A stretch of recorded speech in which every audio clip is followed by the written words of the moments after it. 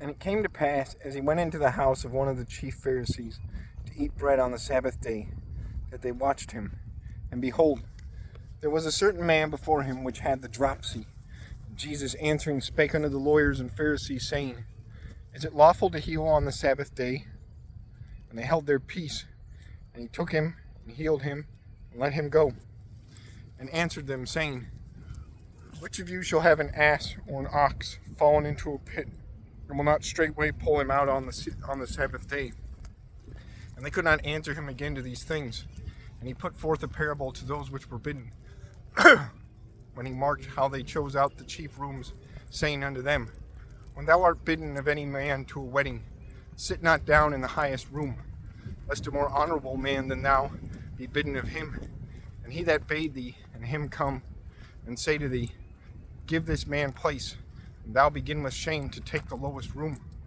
But when thou art bidden, go and sit down in the lowest room, that when he that bade thee cometh, he may say unto thee, Friend, go up higher, then shalt thou have worship in the presence of them that sit at meat with thee.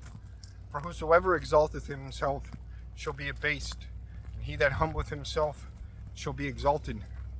Then said he also to him that bade him, When thou makest a dinner or a supper, call not thy friends, nor thy brethren, neither thy kinsmen, nor thy rich neighbors, lest they also bid thee again, and a recompense be made thee.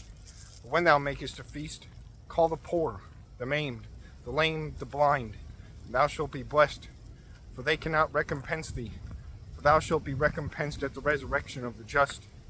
And when one of them that sat at meat with him heard these things, he said unto him, Blessed is he that shall eat bread in the kingdom of God. Then said he unto him, A certain man made a great supper, and bade many, and sent his servant at supper time to say to them that were bidden, Come, for all things are now ready. And they all with one consent began to make excuse. The first said unto him, I have bought a piece of ground, and I must needs go and see it. I pray thee, have me excused. And another said, I have bought 5 yoke of oxen, and I go to prove them. I pray thee, have me excused. And another said, I have married a wife, therefore I cannot come. So that servant came and shewed his lord these things. Then the master of the house, being angry, said to his servant, Go out quickly into the streets and lanes of the city, and bring in hither the poor, and the maimed, and the halt, and the blind. And the servant said, Lord, it is done as thou hast commanded, and yet there is room. And the Lord said unto the servant, Go out into the highways and hedges, and compel them to come in, that my house may be filled. For I say unto you, that none of those men which were bidden shall taste of my supper.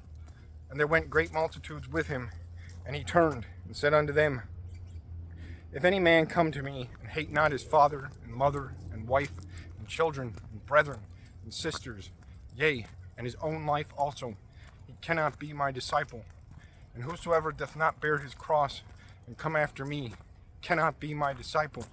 For which of you, intending to build a tower, sitteth not down first, and counteth the cost, whether he have sufficient to finish it, lest haply, after he hath laid the foundation, and is not able to finish it, all that behold it begin to mock him, saying, This man began to build, and was not able to finish.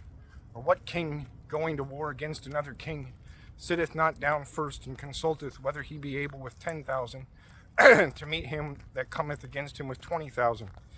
Or else, while the other is yet a great way off, he sendeth an ambassage, and desireth conditions of peace.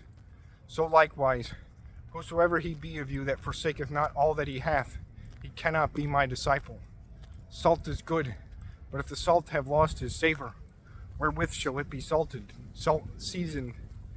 It is neither fitted nor for the land, nor yet for the dunghill, but men cast it out.